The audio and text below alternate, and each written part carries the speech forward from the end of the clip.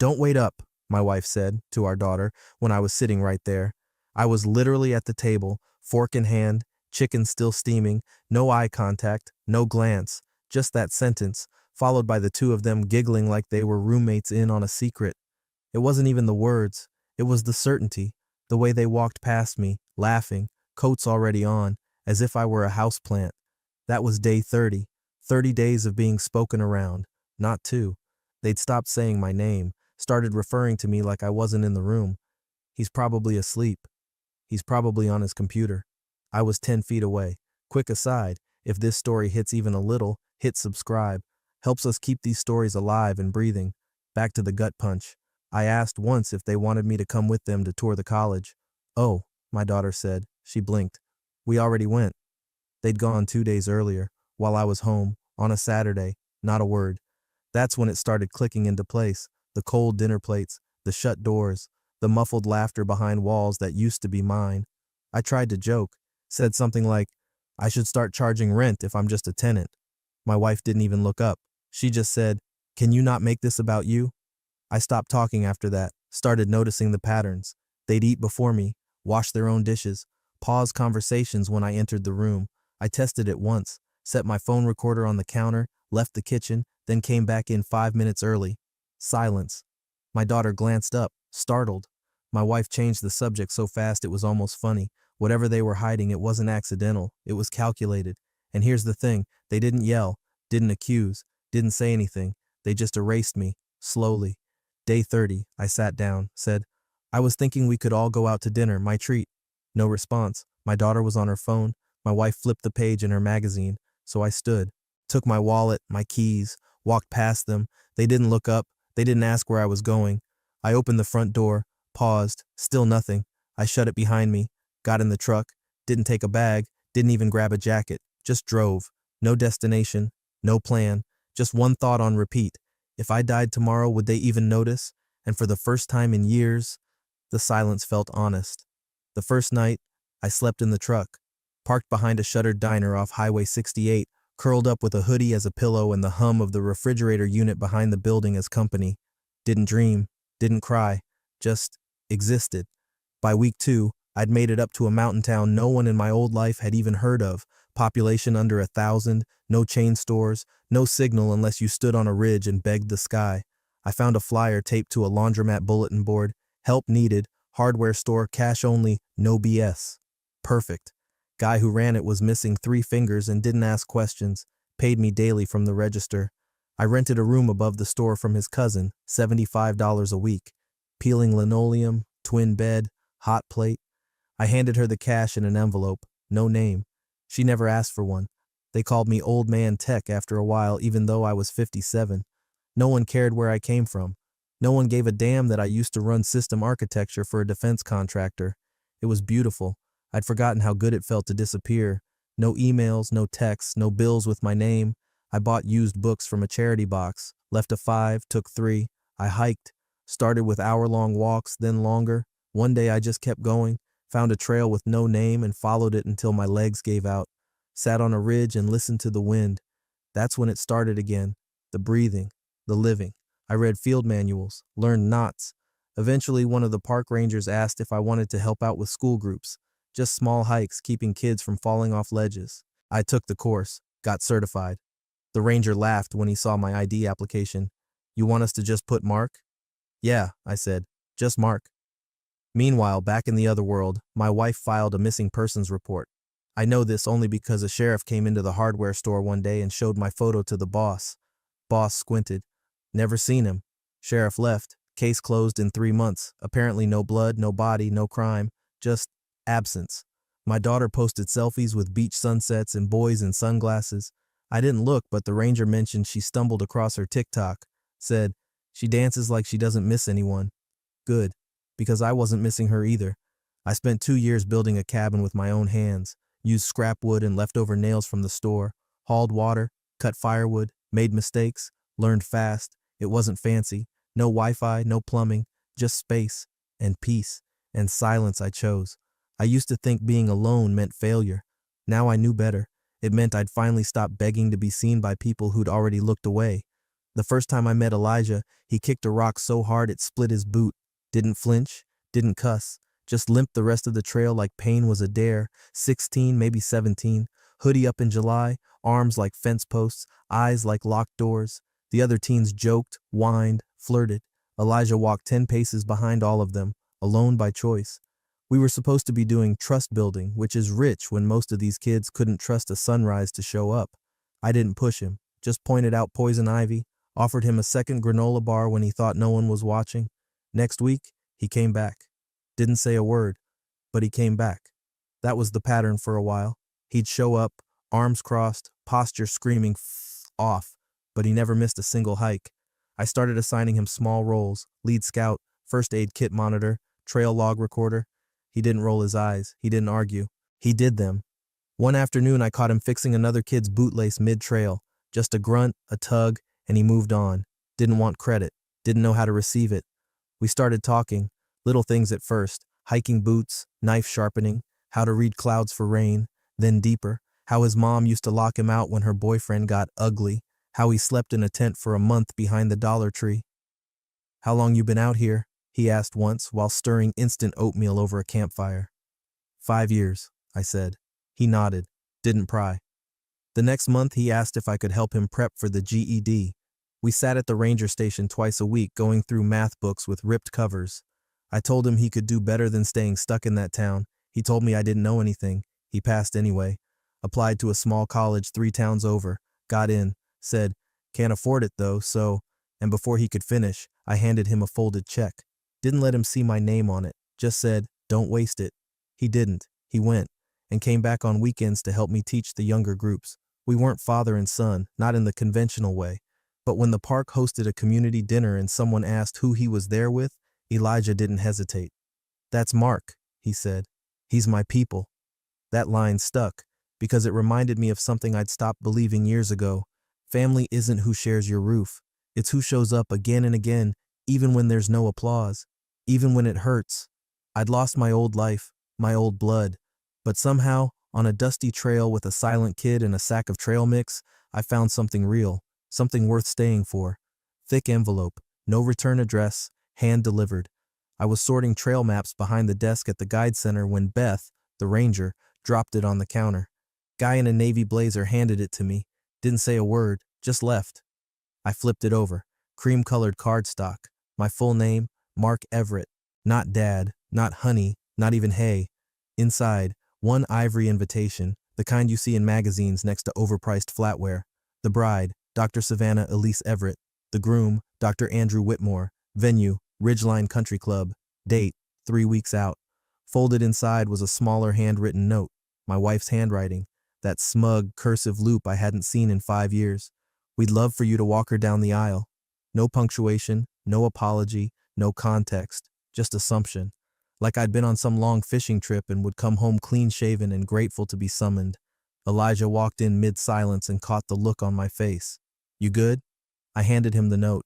He read it once, didn't say anything for a minute. Then, "She write that like you just popped out for milk?" I nodded. We didn't talk about my past much, but he knew enough, knew there were ghosts. "What are you gonna do?" he asked. I looked out the window. Snow still clung to the treetops. The trail signs I'd built were all still standing. My cabin, my boots, my damn life, all mine now. And they thought I'd drop it all. For them. That night I laid the envelope on the table and stared at it over black coffee. The more I looked, the angrier I got. Not red-hot rage, but that sharp, surgical kind. Not once in 5 years had they tried. Not a call, not a letter, not a goddamn email. And now they wanted a photo op, a symbolic daddy to complete the aesthetic. I ran my thumb along the edge of the RSVP card. There was a box to check. Will attend, regretfully declines. But what I wanted was another option entirely. You don't get to rewrite history because the dress fits. I didn't sleep, didn't need to. I wasn't shocked, just aware. They hadn't changed. They'd just gotten older. And I wasn't theirs anymore. I was something else now. And whatever they thought they were inviting, they had no idea what was walking through that door. I had the envelope in my hand, lighter in the other. The cabin smelled like pine, rain, and kerosene from the old stove. Perfect night to forget the past in a controlled blaze. One flick of the wheel and that expensive paper would be ash. But my thumb hovered. Not because I cared, hell no, but because it felt too easy, too final. They erased me in 30 days. Maybe I needed 5 minutes to remind them what they lost. Elijah, I said when he walked in, shaking snow off his jacket. He saw the invite on the table, half creased, RSVP card still blank. Is that from them? I didn't answer. Didn't need to. He stood there a long moment, arms crossed, jaw tight, then softer. You never talk about them. I stared at the flame still flickering on the lighter. Nothing worth saying. He nodded, looked away, then looked back. If you're going, he said slowly, go as the man you are now, not who they remember. Don't bring your ghost. Silence. Then I killed the flame, took a breath, and nodded. Next morning, I hitched a ride to the city, walked into a department store that smelled like anxiety and perfume. Sales clerk gave me the usual once-over, flannel, boots, trail dust hair, probably thought I was lost. Wedding, I said. She blinked. Yours? I laughed. God, no. I pointed to a charcoal suit on the mannequin, slim fit, modern cut, nothing like the oversized mess I used to wear when I thought blending in was survival. Tailor it, today. She hesitated. You'll need shoes, too. Done. 3 hours later, I saw myself in the mirror and didn't flinch. Wasn't trying to impress, just wanted the armor to match the man I'd become. At the airport, I booked 2 seats, one under Mark Everett, the second under Elijah Reyes. He glanced at the ticket when I handed it to him. You sure? Yeah, I said. You're my +1. He grinned. Bet I'm gonna hate the shrimp cocktail. Probably, I said. Just don't punch the groom unless I give the nod. We boarded without a word, mountain behind us, storms ahead, and as we ascended, I realized I wasn't going for them. I was going for me, to stand there, look them in the eye, and prove I hadn't vanished. I'd transformed. The country club smelled like polished wood, money, and fake forgiveness. I stepped through the glass doors without a word. No RSVP, no call ahead, just the sound of my boots echoing across marble floors some other man probably paid for. Elijah flanked me in a tailored suit, same posture he wore on the trail, calm, watchful, not trying to fit in, just present. A waiter did a double take. 2 women near the ice sculpture whispered like they'd seen a ghost. Then I saw her, across the room, tan dress, burgundy heels, hair pinned up like time had done her a favor, but when her eyes landed on me, something cracked. She blinked like her brain needed buffering time, then her wine glass tilted slightly. Her fingers trembled. Mark? I didn't answer, just kept walking. She met me halfway, voice low, face twitching between a smile and a wince. You came? I nodded once, slow, measured. Where's the bride? I asked, like I was asking for the coat check. She's upstairs, she said. Her tone changed, like someone realizing the conversation wasn't going the way they'd storyboarded. You look healthy. I am, I said. You look surprised. Before she could answer, Elijah stepped beside me. She glanced at him, puzzled. He just raised an eyebrow. I could see her trying to put the puzzle together. Who he was. Why he was with me. Is he with you? Yeah, I said. He's the one who knows where I've been.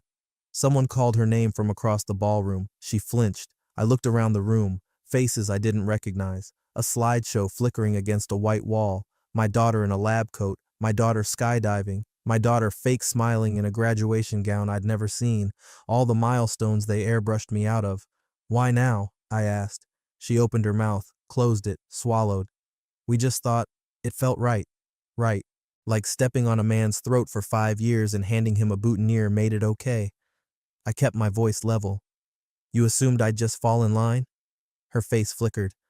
We didn't know how to reach you. You didn't try. A pause. I didn't think you'd show up, she whispered. You thought I'd crawl, I corrected. She didn't deny it. And in that moment, I didn't feel rage. I felt power, because the man she expected, the faded, forgotten ghost, was gone.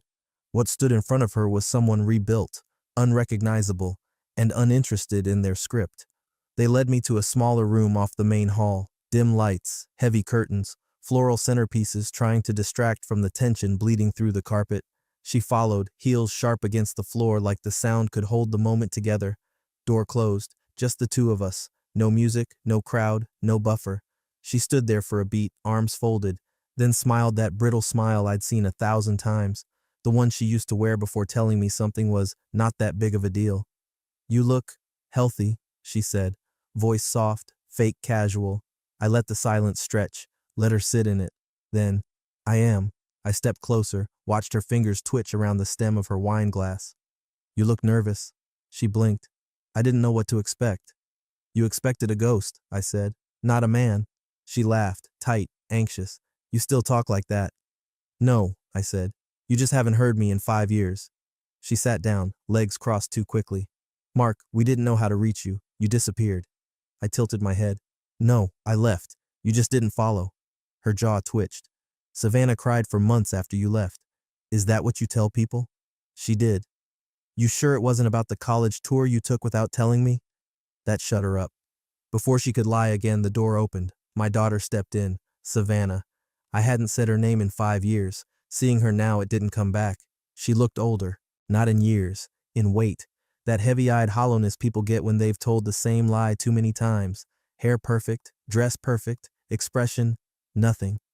Hi, she said, like we were neighbors in a checkout line. I nodded. Just once. Didn't smile. Didn't hug. She glanced at Elijah, leaning by the door, quiet, watching everything. Her eyes scanned him like she was trying to place where he fit. He didn't move, didn't speak. I didn't think you'd really come, she said. No one did, I said. Not even you. She looked down. It's a big day. It's your day. Another pause. No apologies, no ownership, just these dull, clean lines delivered like a truce. You could have called, she whispered. You could have spoken. 30 days straight in that house, and I stopped existing while you smiled through it. She said nothing. I looked at both of them. This isn't closure. It's theater. You want me in the picture because it looks better framed that way. My wife winced. That's not fair. No, I said. What wasn't fair was disappearing in plain sight, and you both acting like I owed you silence for it. Savannah blinked. Her hands trembled at her sides. Are you staying for the ceremony? I came, I said. That's enough. Then I turned to Elijah. Let's go get some air. And just like that, without yelling, without tears, without a scene, I left that room colder than I'd ever been in my life, and somehow, lighter. The minister adjusted his mic, voice clear, solemn, overly rehearsed. Will the father of the bride please step forward? The room held its breath. Chairs creaked, phones hovered, all eyes turned to me. I didn't move, not a twitch, not a glance.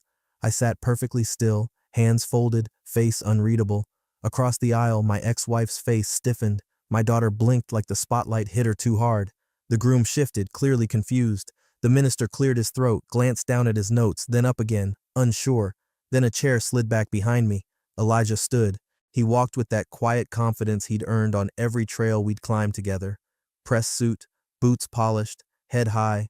A soft murmur spread through the crowd, like the air itself realized something was off. And then, from the opposite side of the room, a second door opened. Not the bridal suite, the other entrance. And there she was, Claire, Ranger Beth's daughter, hair in a braid, white dress simple, elegant, no glitz, just heart. Elijah smiled, held out his arm. She took it. Together they walked the aisle. People gasped. Whispers exploded.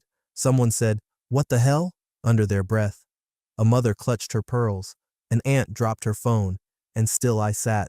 Perfectly still. Because this wasn't Savannah's wedding. Not for me. This was Elijah's. Same venue, same hotel, same damn day. We'd checked the schedule a week before, noticed the overlap, booked the ballroom right next door. No coincidence, just intention. I didn't come to walk down their aisle. I came to walk beside the only person who'd earned it. The look on my ex-wife's face, that was the real gift. Realizing in real time that I hadn't forgiven them. I'd outgrown them. They didn't get their photo. They didn't get their redemption arc. They got to watch, and maybe, for the first time in 5 years, understand what it feels like to be invisible. The reception wrapped, lights dimmed. Elijah and Claire slow danced in the center while laughter and champagne spilled across the room like something earned, not performed, no choreographed toast, no fake tears, just people who actually knew each other. I slipped out early, quiet, no need for fanfare. The lobby was mostly empty, echoing with leftover piano music from the main hall. Then I heard heels, fast ones. She was half jogging across the marble, dress bunched in one hand, that same look of entitlement she used to wear when she wanted to corner me after a long day and remind me of everything I wasn't doing right. "You were never coming to our wedding?" she hissed. No hello, no beautiful ceremony, just accusation wrapped in disbelief. I didn't break stride, just replied, calm as ever. "You ignored me for 30 days. I gave you 5 years. She actually stumbled a little, like the math punched her. We didn't know how to fix it, she said, voice cracking. You just left. I stopped walking, turned. You made it so quiet I forgot I had a voice. Then you got mad when I used it to leave. Behind her, more footsteps. Savannah, different dress now, makeup smudged, eyes not red, but confused. She looked like she was about to present a science project she hadn't prepared for. Dad? The word landed like a stone dropped in the wrong lake. I didn't respond to it, not directly. She came closer, hands visibly shaking. Why? She asked, voice thin. Why, him? I looked at her, really looked, and saw nothing of me in her face anymore, just echoes. Because, I said slowly, I learned what family feels like. She blinked. That wasn't fair, she whispered. No, I said. What you did wasn't fair. This is just balance. She opened her mouth, closed it, tried again. You could have just told me. I did, I said. Every day I showed up and sat at that dinner table in silence, I told you. You didn't hear it then. You're hearing it now because it hurts you. She looked like she wanted to scream but didn't know the language anymore. My ex-wife stepped in again, voice rising. This isn't you, Mark. I smiled. No, it isn't. You just don't know who I became after you stopped looking. Elijah walked through the revolving door just then, gave me a nod. Time to go. I turned, didn't offer a hug, didn't drop a moral, didn't owe them closure. Some doors stay shut because what's on the other side isn't worth reopening. We pulled away slow, no rush, just the low rumble of the truck and the silence of two men who don't need to fill the space to understand it. Through the rear view, the hotel shrank to a shadow behind glass and marble. Somewhere inside, a DJ was playing the last songs of a night meant to be remembered, but not by me. Elijah was quiet, leaning back in the passenger seat, tie loosened, sleeves rolled. His hand rested lightly on a folded napkin, Claire's lipstick mark still faint on the corner. We reached the end of the drive, the valet booth behind us now, gravel turning back to pavement. At the hotel's front doors, I caught a flicker. Savannah, frozen behind the glass like a painting framed in regret. Her fiancé beside her, one hand on her shoulder, the other still in his pocket like he didn't know what to say, or worse, didn't care. She didn't wave, didn't cry, just stared, like maybe now, finally, she understood. But it was too late to unpack the past. I turned back to the road, didn't blink, didn't glance again.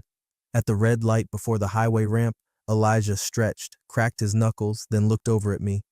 You good? I smiled, just faintly, just enough. Never better. He nodded, rolled the window down. Mountain air swept in, cool, sharp, clean. That was it. No grand speech, no swelling music, no final confrontation, just a clean break. And the road ahead, the kind of peace you don't get by winning an argument, only by walking away from the ones that were never worth having. I'd spent 5 years building something out of silence. Turns out it made a damn good foundation.